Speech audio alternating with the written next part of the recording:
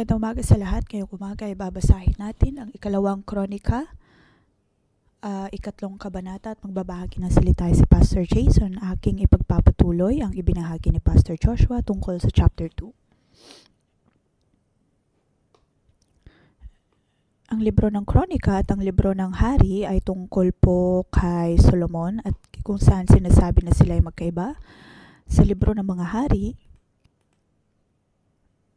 nabanggit na si Solomon ay napakaraming nagawa sa kanyang buhay, mabuti man o kaya ay magagandang bagay. Ngunit sa libro ng kronika,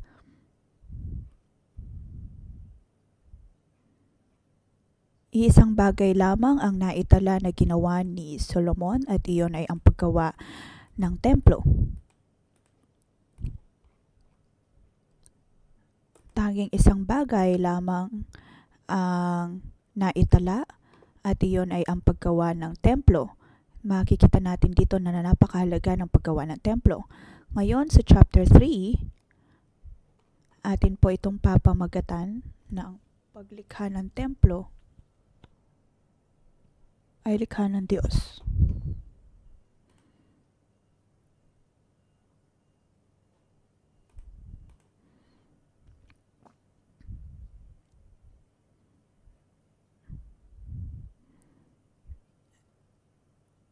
Si Solomon ang lumikha ng templo ayon sa kagustuhan ni David at ayon din sa pag-uutos ng Diyos. At sa Biblia nga ay mayroon pong 10 or 9 na kabanata na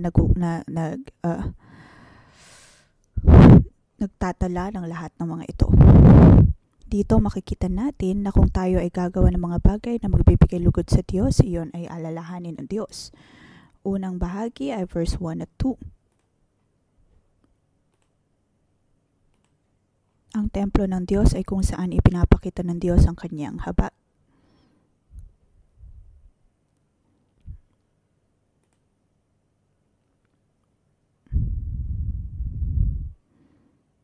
Ipinapakita nito na ang lugar at pagkataon ay napakahalaga. Kung nais po nating gawin ang kalooban ng Diyos, dapat po natin itong gawin ayon sa kanyang panahon.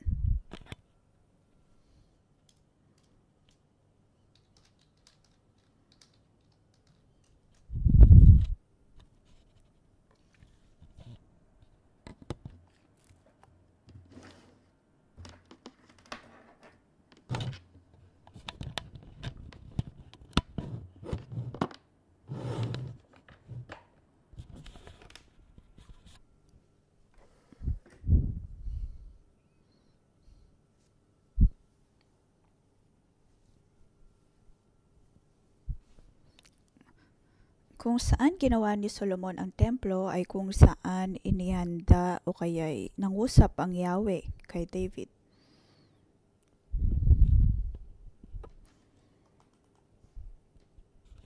Kung matatandaan po natin, si David ay nagkaroon ng census sa mga tao pagkatapos ito ay kinagalit ng Diyos. Kung kaya naman nagkaroon ng salot sa buong Israel. Pagkatapos, si David ay nangusap sa Diyos at siya ay tinugon ng Diyos. At ang lugar kung saan siya nangusap kay David ay ang parehong lugar kung saan lumikha si Solomon ng templo.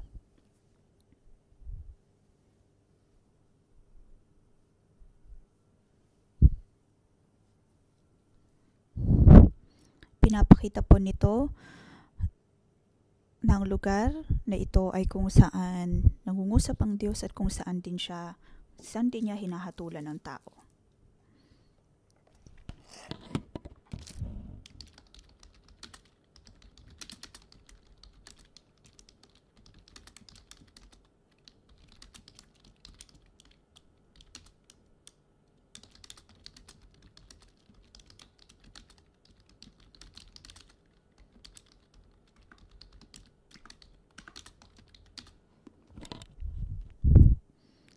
Kung babalikan po natin ang salaysay na ito, Ang templo ay naitayo sa bundok na Moriah at kung saan din sinakripisyo ni Abraham si Isaac.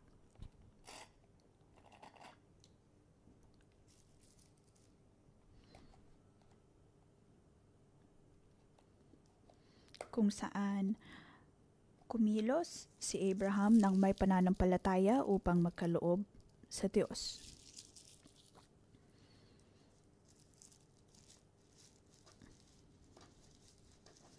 Kung pagkatapos kung matataan din natin, ang Diyos ay nangako kay Abraham na siya'y kanyang pagpapalain at magiging isang dakilang bayan.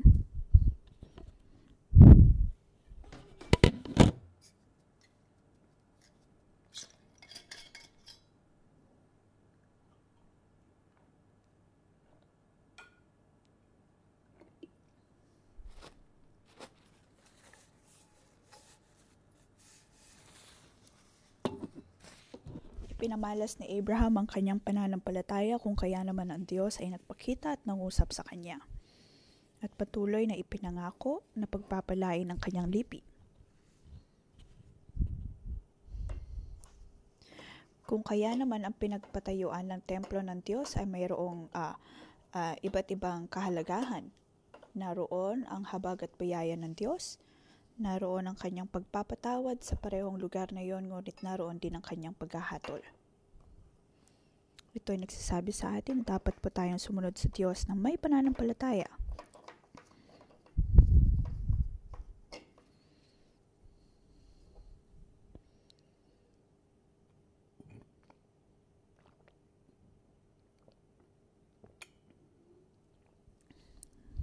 Pagkatapos verse 3 hanggang 8,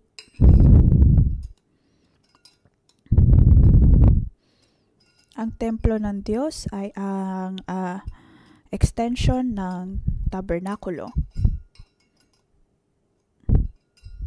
At mayroon pa tayong dalawang bagay na pangunahing makikita dito, ang pundasyon ng templo.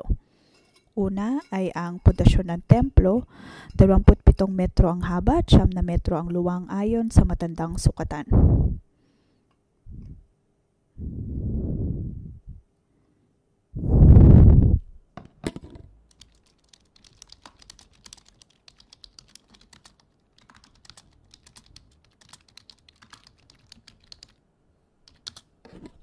Makikita natin dito na ang templo ay mas malaki pa kaysa sa tabernakulo.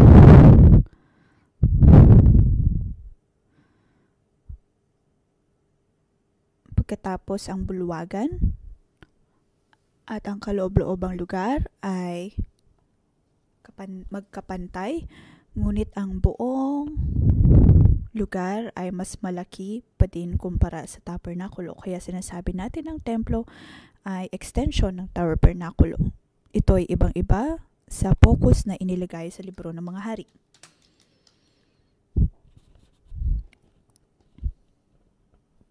Sa libro ng mga hari, makikita natin ang napaka-espesipikong pagsasabi ng sukat ng templo.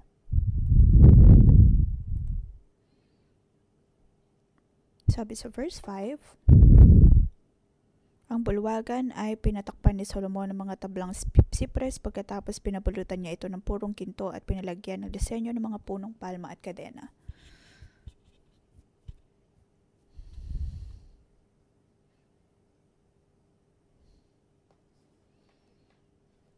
Ang lugar ay gawa sa mga mamahaling bato.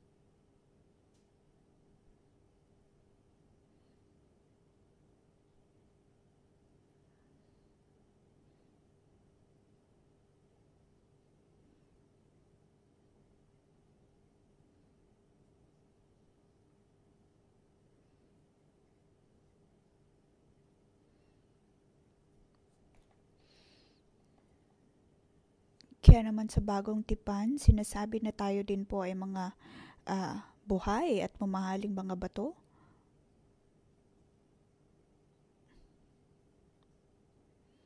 Tayo ay kanyang pinapahalagahan.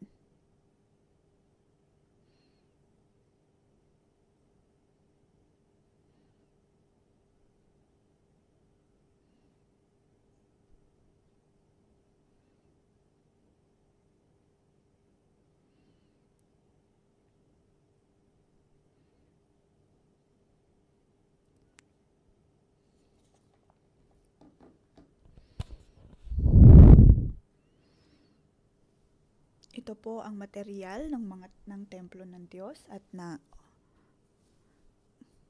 mula sa tabernakulo hanggang sa templo ng Diyos.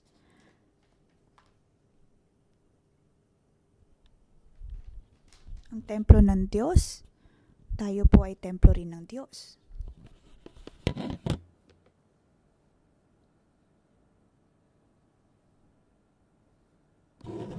Ang atin pong mga buhay ay dapat na mabago at dapat na maiharap.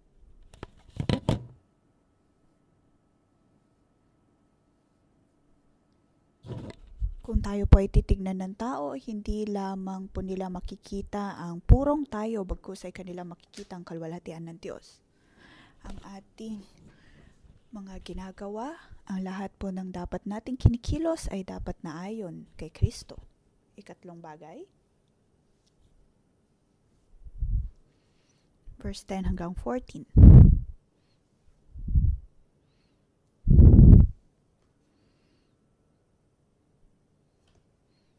Tungkol po ito sa cherubim.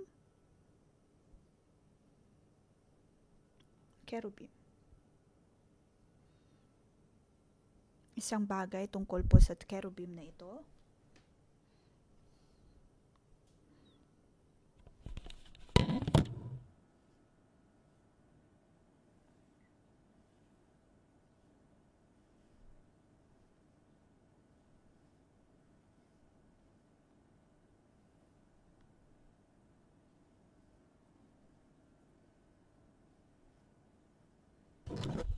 Ang pagkakaunawan po natin ay ang cherubim na ito ay para bantayan ang arko ng tipanan.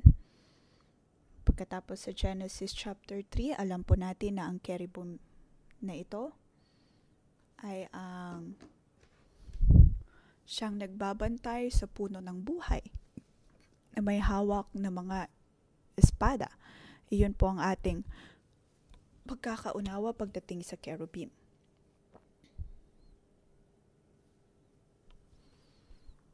At sa templo ng Diyos ay mayroon pong naidagdag na mga bagay. Iyon ay 2 repultong cherubim na yari sa kahoy sa loob ng dakong kabanal-banalan na binalot ng ginto.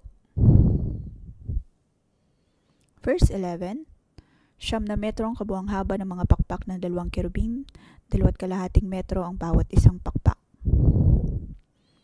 Ang dulo ng isang pakpak ng unang cherubim ay abot sa dingding at ang dulo naman ng kabilang pakpak ay abot sa dulo ng pakpak ng ikalawang cherubim.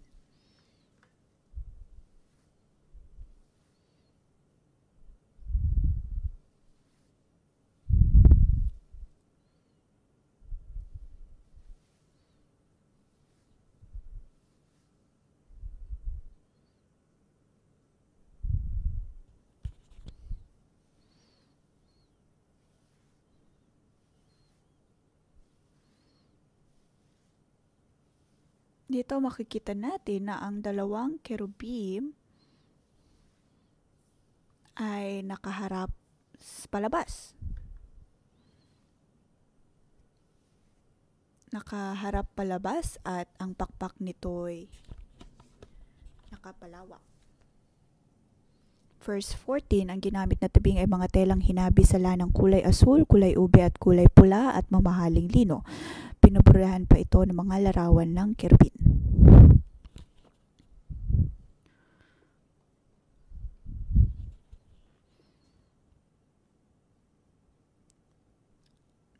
Dalawang cherubim na nakapalawak ang pakpak sa dakong kabanal-banalan. Ito ay bagong bagay. At pagdating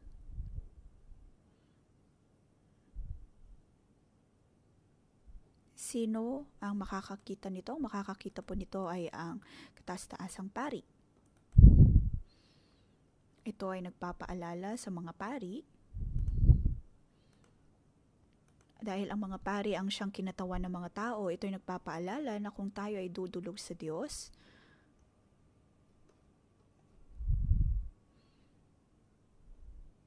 naroon ang mga anghel upang bantayan po iyon. Iyon man ay arko ng tipanan sa dakong kabanal-banalan,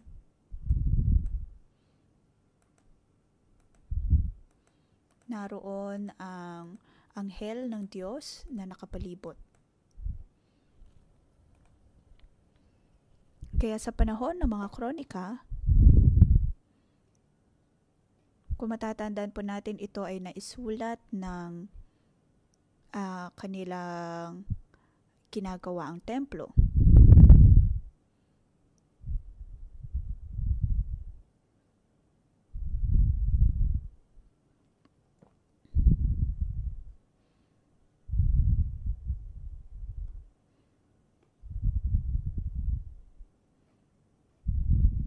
Makikita po natin dito na ang kalwalhatian o kaya'y kagandahan ng ikalawang templo ay napakaganda at higit na maganda kaysa sa naunang templo.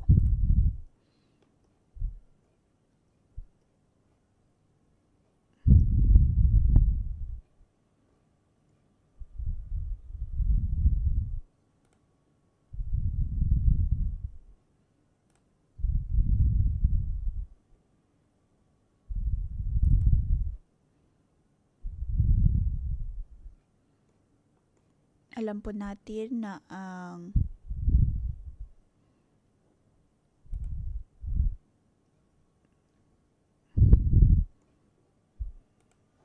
tipanan ng Diyos ay ang siyang pinakadakila sa lahat. Ito ay dapat na pahalagahan. Kahit na may mga pagbabago sa kasaysayan,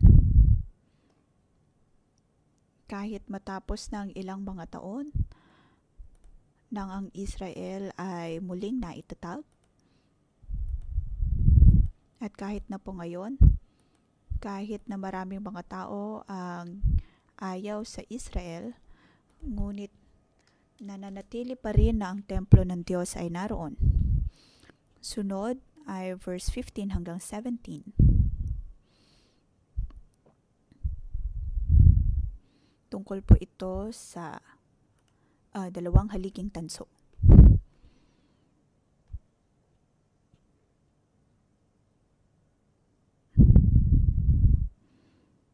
Una ay ang Jakin at ikalawa ay Boaz. Ang ibig pong sabihin ng Jakin ay ang Diyos ay nasa atin at ang Boaz, ang kalakasan ay nasa kanya. Ang dalawang haligi na ito ay itinatag ng Diyos. Ang kalakasan ng Diyos ang siyang tumutulong sa mga ito.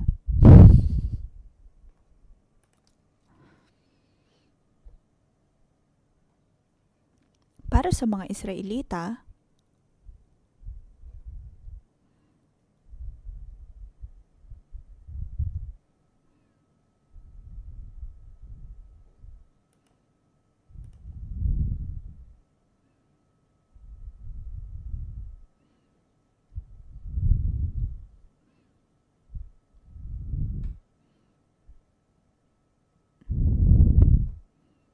naroon na ang Diyos ay nagkaroon ng pangako sa mga Israelita na sila ay kanyang protektahan. Sila ay pinili ng Diyos, sila ay ibang-iba sa marami dahil sila ay pinili ng Diyos.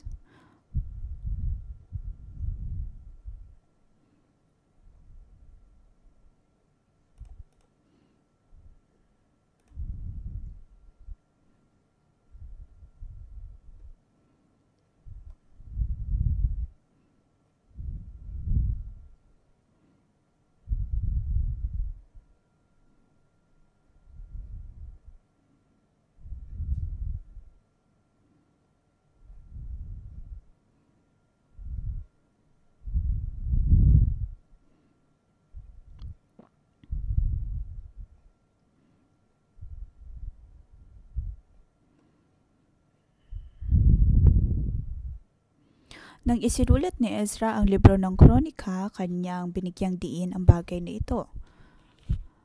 Kanyang binigyang diin ang paggawa ng templo at ayon sa kanyang kalakasan, ayon sa kanyang kapangyarihan, ang templo ay magagawang muli.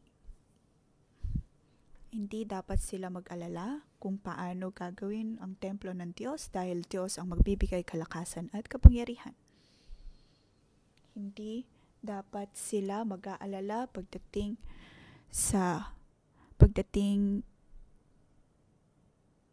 sa panggagalingan ng kanilang pangangailangan dahil Diyos ang magbibigay ng lahat ng iyon.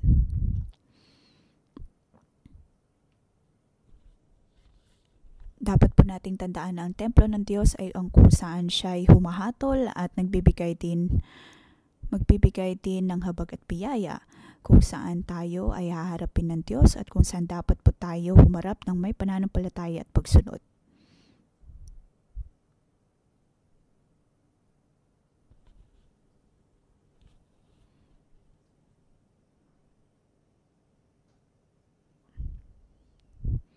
Verse 8.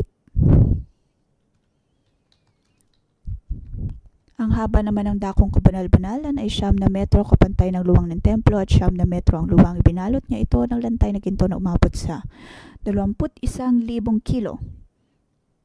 Makikita po natin na ito ay isang lugar na punong-puno ng ginto, binalot ng ginto.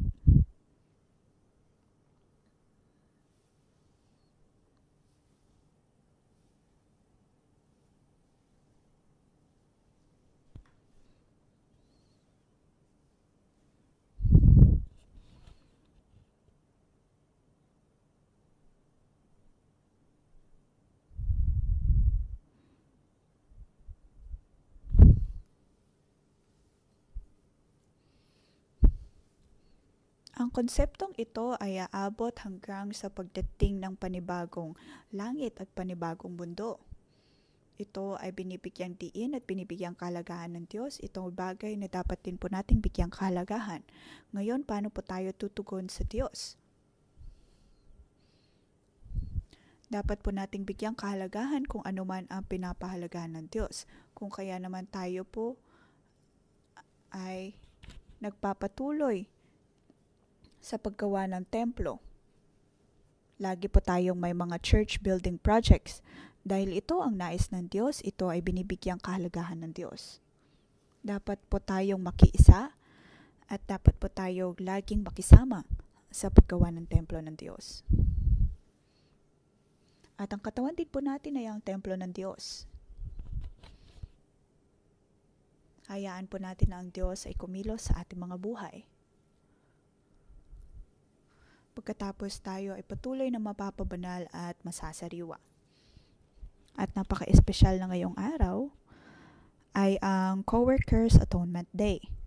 At bukas naman, ang lahat ng mga kapatiran ay dadako o kaya ay makikisama sa araw ng pagtubos. Tulad po ito ng sinabi sa libro ni Job, na matapos po tayo masubok, tayo po ay magiging tulad ng mga ginto.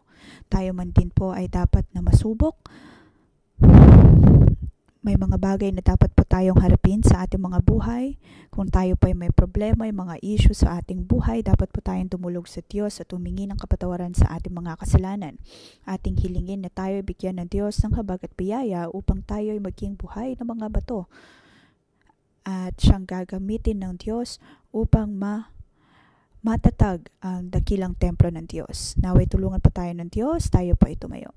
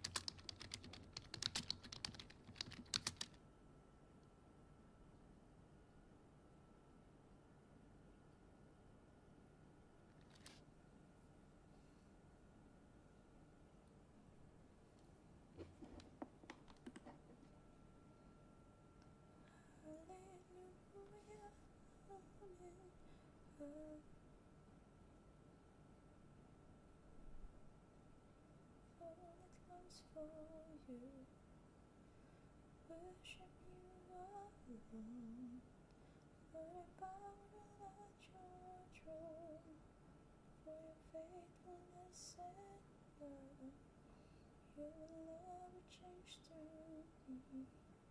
I will worship you alone.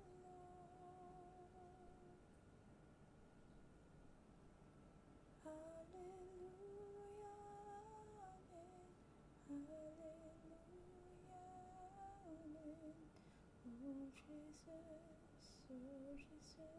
I worship you. Hallelujah, amen.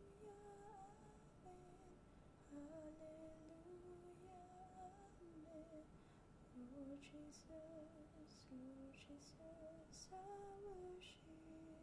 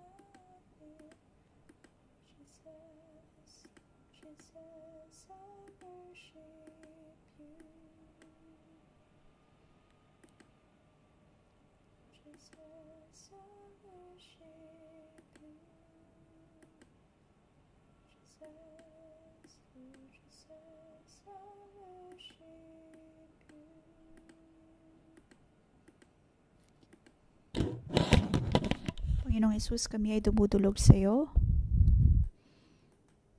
Kami ay dumudulog sa iyong templo at kami ay nagpupuri sa iyo. Kami ay dumudulog at kami ay lumalapit sa iyong templo. Ikaw ay aming kailangan, O Diyos. Bigyan mo kami ng habag at biyaya. Binibigyan ka naming pasalamat at papuri.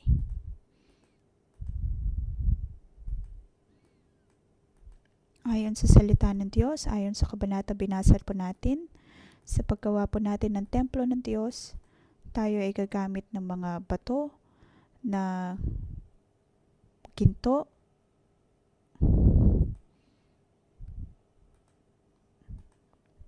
at ngayon atin pong idalangin sa Diyos na ipakita niya sa atin kung ano man ang sitwasyon ng ating pong mga buhay. Tayo po ba ay mga bato? Tayo po ba ay mamahaling bato? O tayo ay mga ginto? Atin pong idalangin sa Diyos na ipakita sa atin at siyang magliwanag sa atin.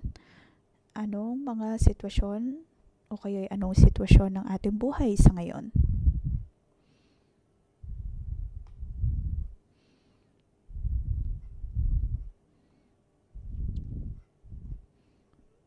Panginoon, aming dinadalangin na ikaw ay tumulog sa amin pong mga buhay at ipakita sa amin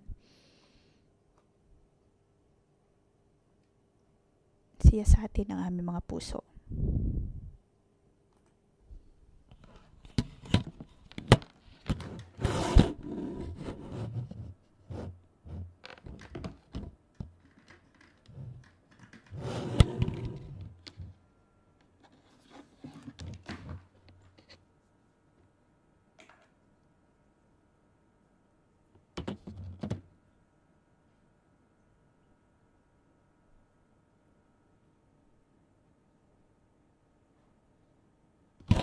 Kami ay dumudulog sa iyo. Maraming salamat, O Diyos. Dahil kailanman ay hindi mo kami kinondena.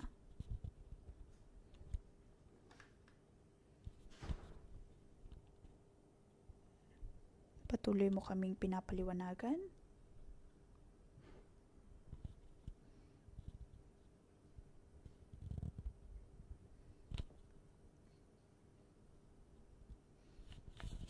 Iyong kagalakan na kami ay iyong harapin at sabihin sa amin ang sitwasyon ng amin pong mga buhay. Kahit anumang sitwasyon ng amin pong mga buhay sa ngayon, maaring kami ay katulad lamang ng mga sipres, ng mga bato, o kaya ay ginto.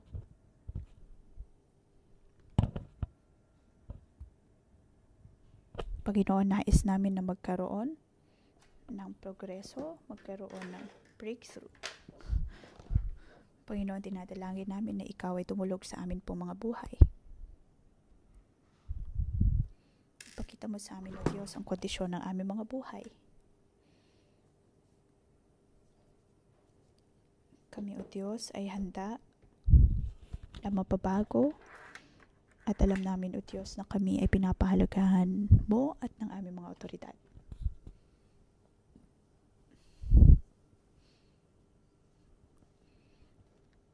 Aming dalangin, O Diyos, na hindi lamang kami basta magiging bato, bagkus ay magiging ginto. Ang lahat ng aming gagawin, lahat ng aming ginagawa, ng aming naririnig, ay magpapakita ng iyong kabutihan, ng iyong kalwalhatian. At na makita ka ng mga tao sa amin pong mga buhay. Banal na Espiritu, ikaw ay aming tinatanggap. Naway patuloy mo kaming pakalinisan.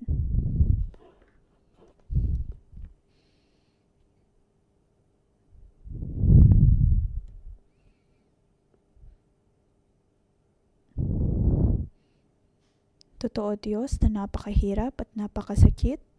May mga pagkakataon na sinasabi namin na napakahirap ang magbago, ayaw namin magbago.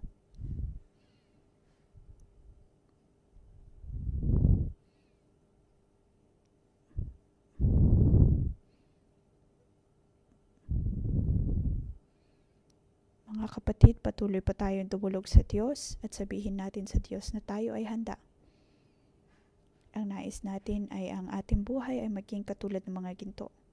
Kahit nasan man po tayo, naway tulungan tayo ng Diyos.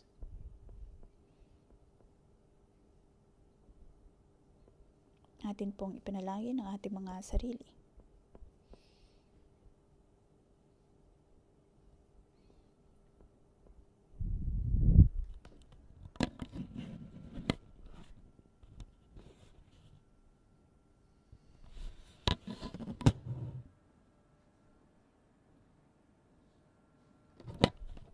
Panginoon, kami ay dumudulog sa iyo. Maaring kami nga, O Diyos, ay katulad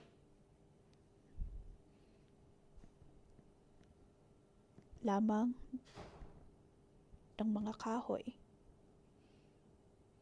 Ngunit Panginoon, narito kami, alam namin na kami ay nalikha ayon sa iyong wangis. Banal na Espiritu, ikaw ay kailangan namin.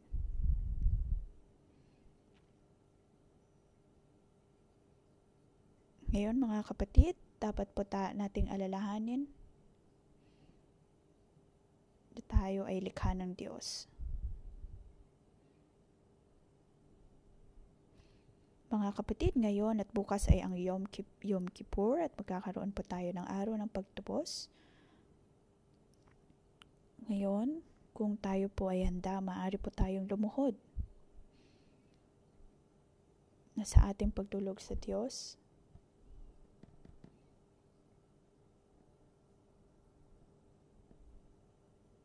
Naway harapin natin ang Diyos na may pagpapakumbaba.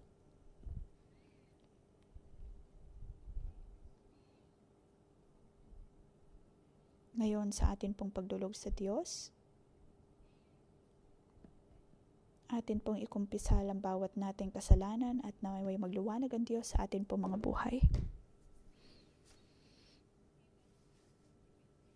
Naway igawad ng Diyos sa atin ang kanyang habag at tayo'y patawarin.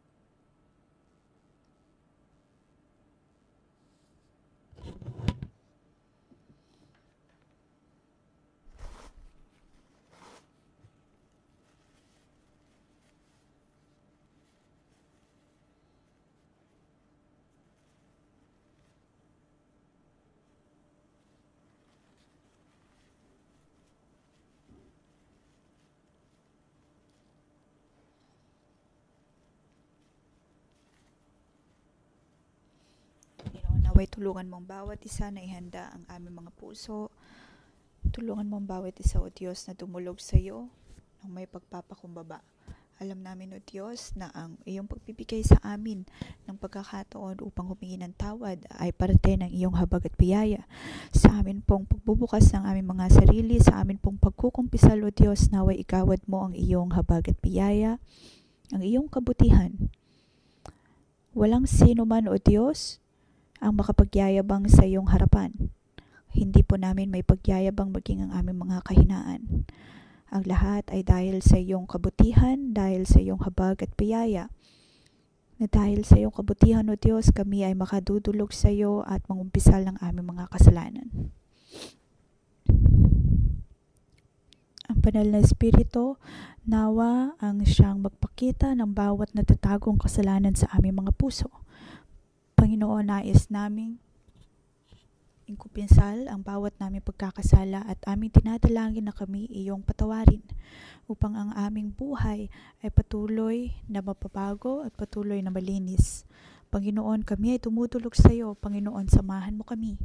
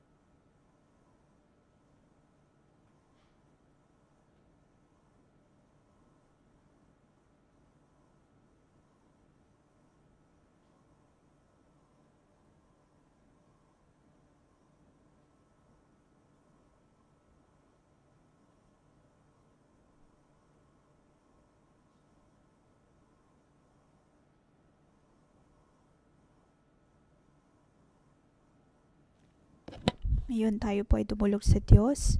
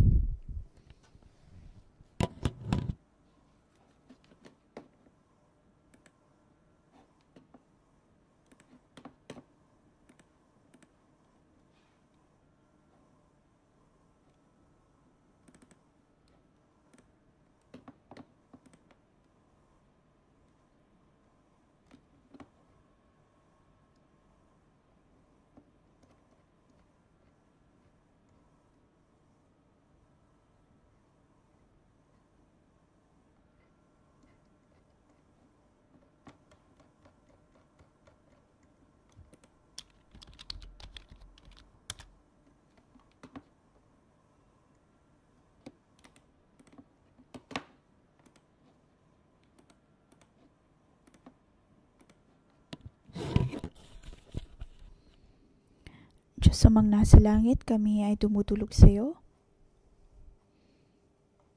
Aming ibinibigay sa iyo ang lahat at amin pong inihahanda ang aming mga puso sa amin pong pagpasok sa araw ng pagtubos. Amin pong isinusuko ang lahat na aming pinangahawakan. Kami ay tumutulog sa iyong presensya, sa iyong trono ng biyaya. Kung hindi dahil sa iyong kabutihan o Diyos, hindi kami makakadulog sa lugar na ito upang humingi ng tawad. Dahil o Diyos, kami ay iyong pinatawad kung kaya kami ay makatutulog sa iyo. Panginoon, patuloy mo kaming samahan. At patuloy mo o Diyos, patuloy ka magliwanag sa amin po mga buhay.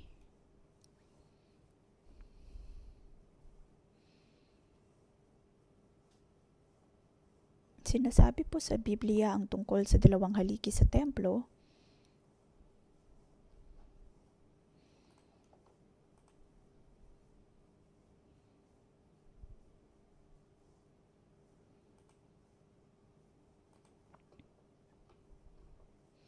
Ngayon mga kapatid, tayo po ay magkaroon ng prophetic action. Tayo po ay maghawak-hawak ng kamay. At atin pong palibutan ang lugar na ito. Ano mang ating gagawin, ano mang ating sasabihin, ay palalakasin ng Diyos. Atin pong palibutan ang lugar na ito. Ito ay nagpapakita ng bawat isa po sa atin, sama-sama, ay atin pong gagwardyahan ang presensya ng Diyos.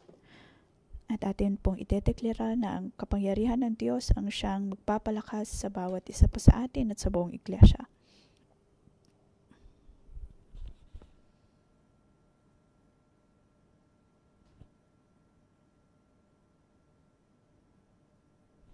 Sa mga kapatid na nanonood online, maaari po ninyo itong gawin ayon sa Espiritu.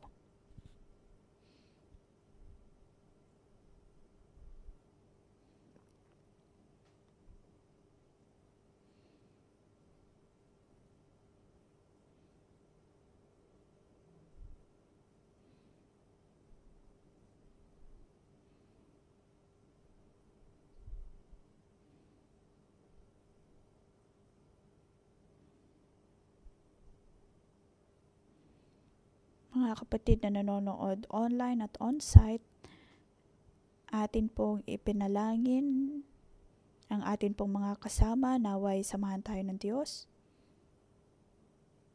Ang templo ng Diyos, hindi lamang po ang ating sarili mga buhay, kundi maging ang paggawa ng templo, physical na templo.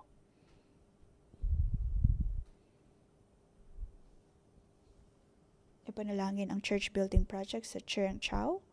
At mayroon din po tayong mga branch church na gumagawa din ng kanilang mga templo. Atin pong ipanalangin ang mga ito.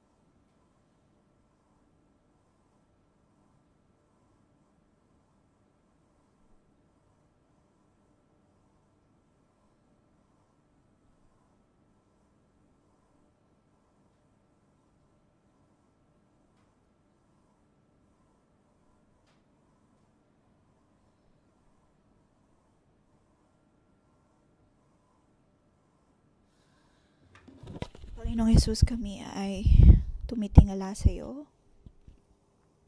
Kami ay tumitingin sa iyo. Ang lahat ay ayon sa iyong kapangyarihan.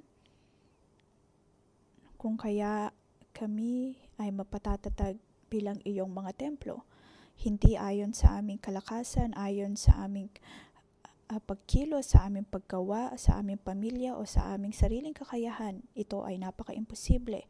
Ngunit alam mo, O Diyos, ang bawat naming kahinaan, alam mo ang bawat naming paghihirap, alam mo, O Diyos, ang bawat naming pagkukulang. Kaya naman sa aming pagtulog sa iyo sa ngalan ng Panginoong Yesus ay aming dinedeklara na ang templo ng Diyos ay kung saan ikaw ay nagpapakita ng iyong habag at biyaya, at kung saan nagsakripisyo si Abraham, kanyang sinakripisyo si Isaac ayon sa pananampalataya ngayon, O Diyos, ngayong umaga. Kami ay tumitindig, ako ay tumitindig bilang iyong propeta sa iyong ngalan, O Diyos. Aking idinadala ang bawat kapatiran sa iyong harapan, sa iyong trono ng biyaya. Muli, O Diyos, ay aming ipinagkakalob ang amin pong mga buhay sa iyo. At alam namin, O Diyos, na iyong gagawin ang iyong templo, itatatag ang templo sa amin pa mga buhay, tatanggalin mo, O Diyos, ang bawat madidilim na parte ng aming buhay, mga bagay na hindi nagbibigay kalwalhatian sa iyo, Panginoon. Naway tanggalin mo ang lahat ng ito, at sa pagtanggal mo ito, Diyos, maaaring napakasakit, ngunit alam namin, O Diyos, na bibigyan mo kami ng sapat na habag na biyaya. Hindi kami susuko. Naway magkaroon kami ng patuloy na pananampalataya hanggang sa ang amin pong mga buhay ay tunay na maitatatag ayon sa iyong kalwalhatian. Sa ngayong ngalan, O Diyos, aking dinedeklara na ang Cherubim Project sa Chongchao, ang templong iyon na Diyos, ay magagawa at matatapos ayon sa iyong kalooban. Sa iyong ngalan, O Diyos, aking pinagpapala ang bawat kapatiran sa Hong Kong, sa Taiwan, Malaysia, kahit saan man, O Diyos, lahat ng mga branch churches na mayroon kami, ang bawat branch church, ang bawat building project ay matatapos ayon sa iyong habag at biyaya, ayon sa kabutihan.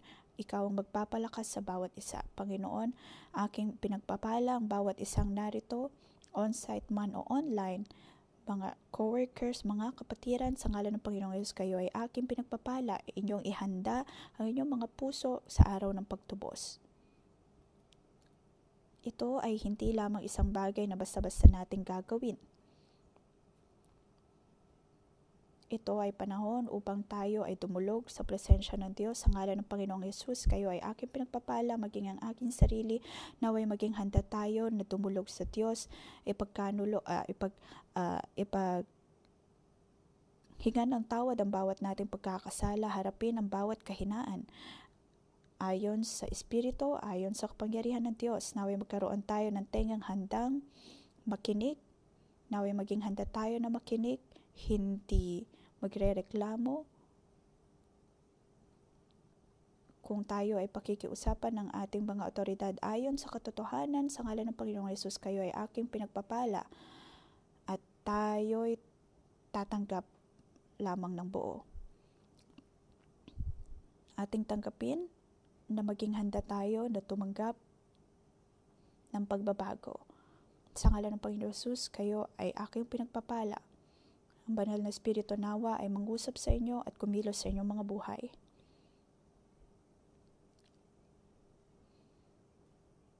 Sa ngalan ng Panginoong Jesus, kayo ay aking pinagpapala ng inyong mga buhay mula ngayon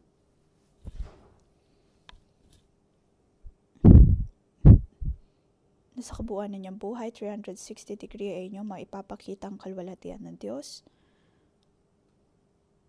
At inyong makikita ang Diyos na patuloy na nagmamahal sa iyo ay tunay na buhay at totoo. Sa ngalan ng Panginoong Yesus, kayo ay aking pinagpapala. Kung kayo ay nahihirapan,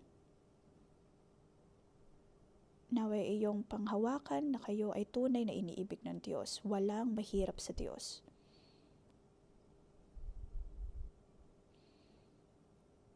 Walang anumang unos ang hindi kayang patigilin ng Diyos, at sa bawat araw ninyong mga buhay, kahit ano pa mga sitwasyon na mayroon kayo, inyong maaalala ang dalawang haligi na itinatag ng Diyos.